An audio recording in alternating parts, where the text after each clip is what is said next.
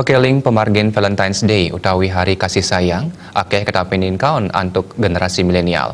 Kewiaktianipun kapitresnan punika taler presida ketujuan majeng pelemahan Yayah Rene Wiadin Sanetiosan.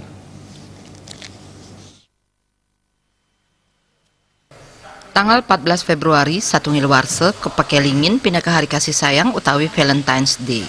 Nanging hari kasih sayang puniki akehan sering ketampenin iwang untuk kaum milenial. Pakeling hari kasih sayang ketah kedagingin untuk ngicen sekar wiadin coklat majeng tunangan ipun. Praktisi kecantikan sanes sepisanan pindah ke dokter gigi klinik estetika Anak Agung Ayu Agung Prati Tangap Tiang wenten kewijakan saking pemerintah wiadin sanetiosan sejroning wah penampen parayuana majeng hari kasih sayang. Lembaga pendidikan patut ngicen pangruhan ring kelas saha sayan sering ngicen sosialisasi. Hari kasih sayang mejanten nenten kabuatang majeng sanekatres kemanten nanging mang detaler majeng palemahan Yayah Rene wiadin majeng anggan ipune.